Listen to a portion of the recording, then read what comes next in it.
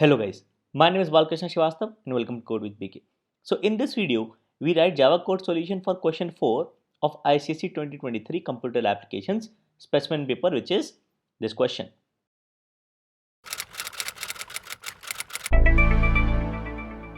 So before we begin, it is a request to please subscribe to my channel, because out of 100 viewers, only 1 or 2 are subscribed, and a subscription is very important. So please do subscribe to my channel.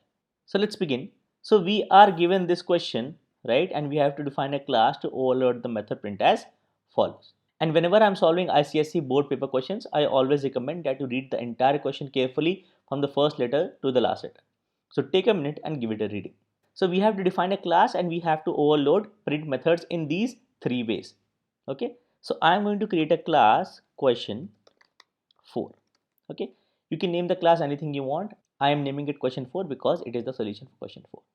Okay. So the first print method is to print the output, something like this. Okay. Obviously you can have 4 lines of output. You can hard code these values and have 4 lines of output, right? But you won't be getting full marks because this is a 15-mark question, right? So you're expected to produce this output using loops. Okay. So I'm going to say the first print method is public void print. Okay. You see, in the output, the first line has 1 digit, the second line has 2 digits, third line has 3 digits, and fourth line has 4 digits. In total of 4 lines. Okay. And whenever I solve pattern questions, I always tell you to observe the output left to right and top to bottom. That is, the first line is printed left to right first, then the second line is printed left to right, and then the third line is printed left to right, and then the fourth line is printed left to right. If you think in those terms, it will be easier for you to get to the output.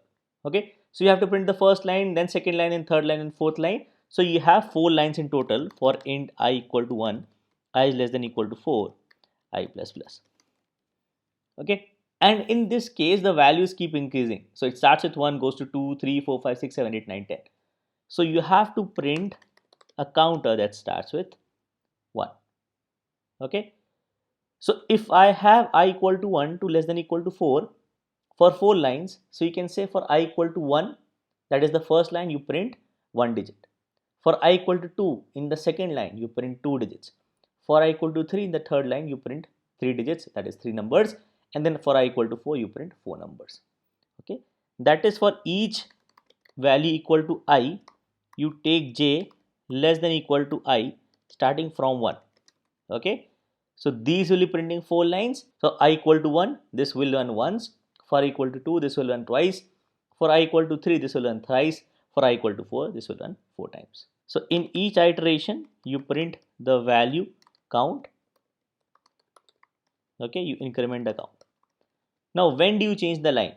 When you print I numbers for the ith line, you change the line. You print here I numbers for ith line and then you change a line.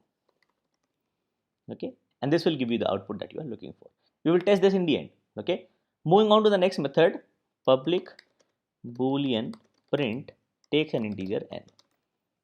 Okay, now to check whether number is a Dewdney number is the cube of sum of digits equal to number itself.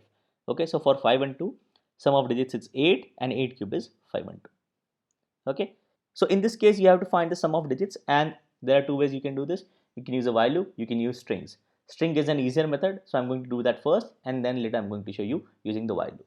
Okay, so I'll say int sum of digits, okay, a value, and this number will be a Dewdney number if sum of digits cube, which is into sum of digits, which is into sum of digits, equal to n. Okay, we have to find sum of digits now. Okay, so first I will use strings. Okay, and then in the second I'll use while loop. Okay, so I basically convert this given integer to a corresponding string. Then I iterate the string. I iterate each character of the string. I convert each character, which is basically a digit in a character, to its corresponding integer value and add it to a sum of digits. Okay, so I say string n str is blank plus n. Okay, for example, if n is 512, okay, n str will be string form of 512. Okay, I iterate this string, so I say for int I equal to 0, I is less than nstr dot length I plus plus. Okay, I get the ith character in each iteration using dot char. So if n equal to 5 and 2, C will take values 5, 1 and 2 in each iteration. Okay, so we have to convert this character, which basically contains a digit, to its corresponding integer value. So we do int digit is C minus 0. Okay, we know that character constants in Java are associated to an integer value which is called the ASCII value. So when you do this, you are basically subtracting the corresponding ASCII values. So when you do C minus 0, okay, so suppose if C equal to 5 in this case, okay, you do C minus 0, you are basically doing 5 minus 0, which you are doing is, so 0 is 48 and 5 is 53. So you do 53 minus 48, you get 5. So this is a standard way to convert a character that contains a digit into its corresponding integer value. Okay, so we do sum of digits plus equal to digit. Okay, so we find the sum of digits using strings here. Okay, and finally, if sum of digits cube is equal to n, then it is a Doodle number. So I will just complete this in the end. Okay, so my second method is done. I move on to my third method, print. So public void print, it takes int a char ch. Okay, if ch is equal to s or s, print the square, else if c equals to up, print the cube. Okay, it's pretty straightforward. If ch equal to s or ch equal to s, okay, we print the square of a. Else if ch equal to c, lowercase c or uppercase c, print the cube of a. Alright, so you basically print dot out dot print ln, you say a into a, and in the other case, in the else if case, you do a into a into a. Okay. You can use mat.pow as well, but mat.pow basically returns a double value. And since you are given an integer, I would like to print the output in an integer as well. If you use mat.pow, it does not make any difference at all. Okay, even here I did not use mat.pow, you can, it does not make a difference. Okay, so the third method is done as well, and this is the code that you need for this question 4 solution. Okay, you don't have to write a main class here, but I'm going to write some code in the main so that you can test this. So I'm going to say public static void main string args. Okay, let me write some code in the main to test this. So this is my code in the main. I have taken an object of this question 4 class that we just wrote.